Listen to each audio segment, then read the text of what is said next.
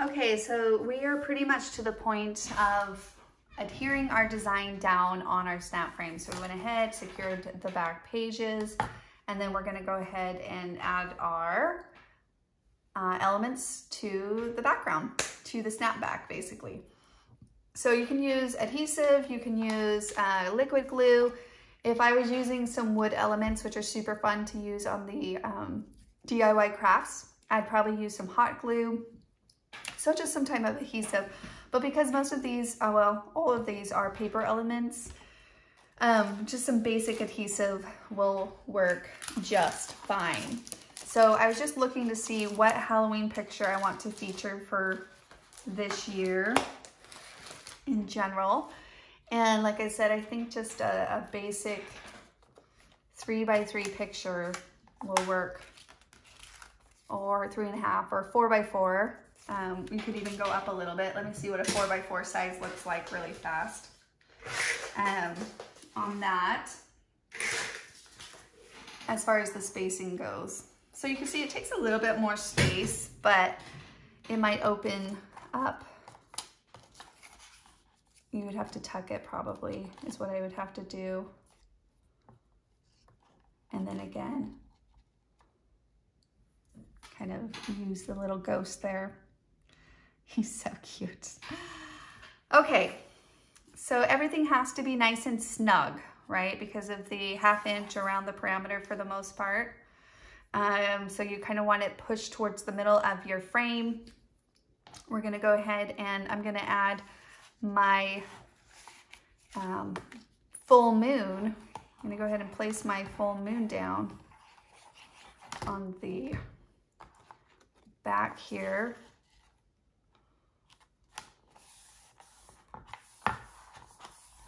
Like so. Cute. I love how instantly that comes together. And then I do want to put my snap frame, but I do want to, my spooky house down, but I want to keep in mind that most likely I will be tucking little photos in there, so I'm not going to add any adhesive to that corner. Here, I'm just going to add it around the other edges so that as I change up my picture from year to year, or however I do that, that I do have that option to tuck it into that space if need be. So there we go. Add our pumpkin. Down here. Again, I love that little pop of color it gives to the design. I did add some pop-up to the back of the cat. So we're gonna go ahead and add that down on our frame. And then I do want the ghost to kind of, I was thinking maybe some pop-up, but I want the ghost to be tucked into the house. So I'll just add some glue and then we'll slide that in the best we can since it was kind of after the fact. There we go. I can kind of poke up around. I think I want his arm around the house. Just kidding. All right. Then, of course, we just need to add our clothespin. If you're using a clothespin for a picture, I'm gonna just mark it right there.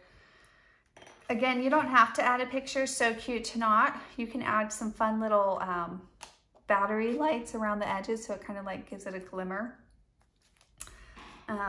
You know, like the battery lights, LED lights could be really fun for your snap frames. I know that Walmart has a lot of the Halloween ones.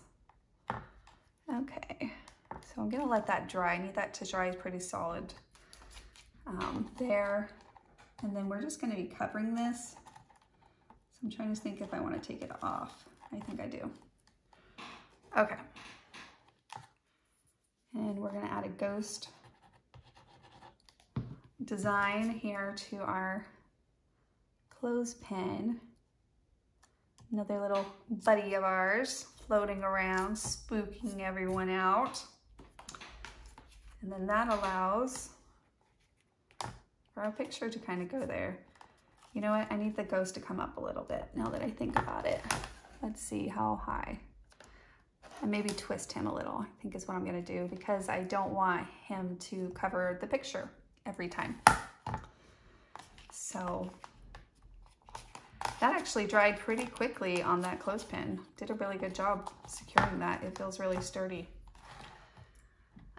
Other than that, we're pretty much to the point where we can snap it into our frame. So again, you're gonna kind of lay your frame over, and then you can snap it in like so. And then, you know, of course, you can snap it out by just pushing that back.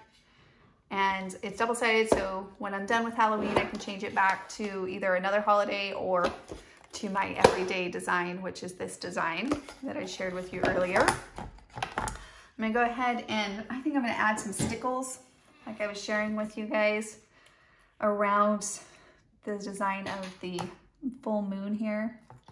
So I'm gonna move my picture so that I can add some stickles, let that dry, and then I'll share a final picture once it's all dry and complete.